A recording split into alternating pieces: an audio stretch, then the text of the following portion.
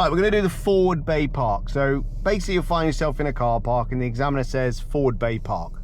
Now depending on which side you're parking, you're going to go either more to the left or to the right. Now when you're doing a forward bay park, the method I teach is basically to full lock the wheel to get a good angle in. So if we want to go to the right bays, we actually position ourselves to the left. So we're going to move the vehicle closer to the line on the left. That's the first thing we need to do.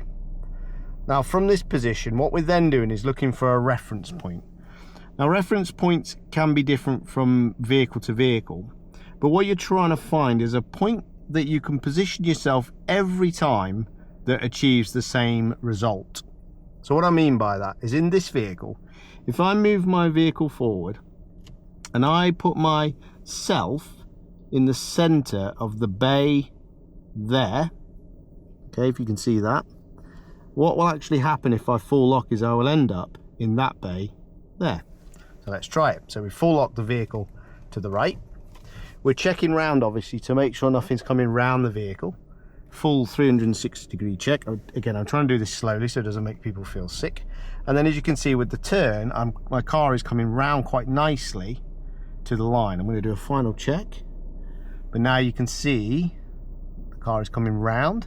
Now when the vehicle starts to look straight, I'm going to start turning the wheel back.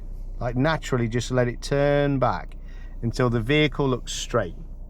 Now we can tell it's straight as well because the line underneath the mirrors there as it runs down looks equal on both sides, like it's running through. Now you can see here, even though I have done that, I've ended up a little bit close to the right hand side.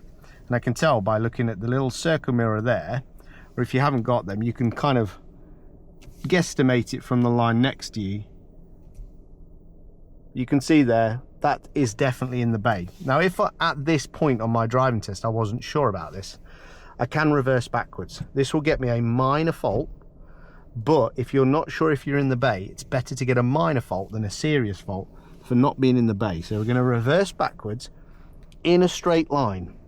And this is really important. Don't try and do any steering until you're going forward again. So we're just reversing in a straight line. Obviously the black car coming is pulling in there, so that's fine. Now once we get the vehicle back enough, we're going to pause. And now I can see the lines in front of me a bit better. I know I need to move slightly to the left. So I'm going to check round and I'm going to move to the left and then back to the right. Again, trying to get the vehicle straight again. It's really important that we straighten the vehicle up as we move forward. Okay, and then pausing there again and securing the vehicle. Now once completed, the examiner will then ask you to reverse back out of the space.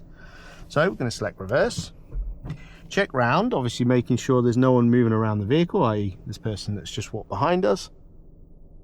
Once we're happy, we're going to reverse back a little bit, getting our shoulder kind of on the end of the line to our right, and then we're going to full lock the wheel to the right. Now if you've got a vehicle in the space next to you here, be mindful of that. You might want to come back a little bit more, but ultimately we're trying to full lock the vehicle to the right whilst keeping that effective observations and pausing just before we go into the bays behind.